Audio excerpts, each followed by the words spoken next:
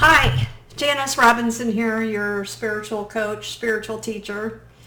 And I was thinking this morning while I was taking a walk about negativity. Now, I know in a previous video, I've talked with you about what is it that you're communicating to other people so that, like, what it is that you want to create, that's the conversations that you're having with other people, and not dwelling on negativity. And at the same time, while you're not dwelling on negativity, it's important to embrace negativity. So what does that even mean? Because spiritual people think that it's better to be positive than negative. It's not exactly better to be positive than negative, but focusing on what you want generally is going to get you what you want as compared to focusing on what you don't want. But you don't want to resist what you don't want. So you don't want to resist what you perceive as negative. Because at the end of the day, there is no such thing as positive or negative. We just decide that something is positive or negative because it's either what we want or what we don't want. So if there are negative things that you're afraid of or angry about or resentful about, they accidentally end up running your life. So basically whatever you fear, you draw near. So let's give an example. My dad was a wonderful guy, but when I was growing up, I did not think he was a wonderful guy.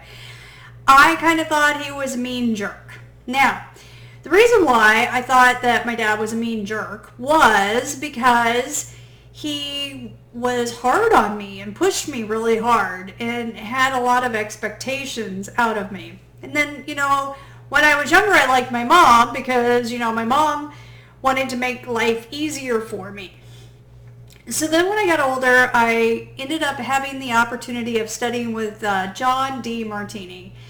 And that was such a tremendously great experience because he began to teach me how to look at the opposite. So my dad was really hard on me, so start looking for the benefits of that.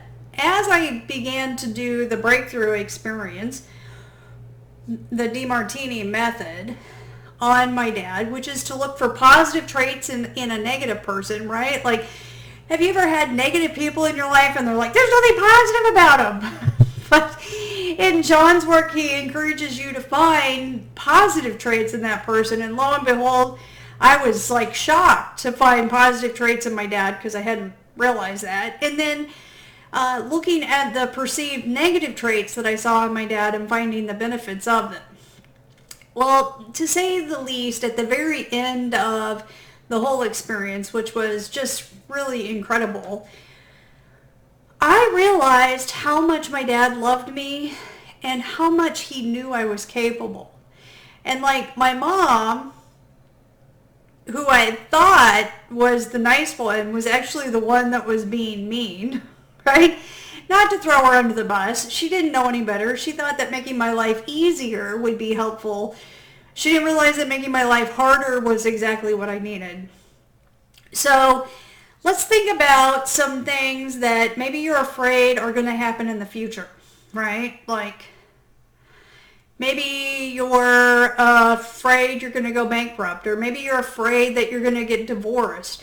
And begin looking for some of the things that might be positive about that. Like, for instance, with divorce. A lot of people are afraid of getting divorced in the future.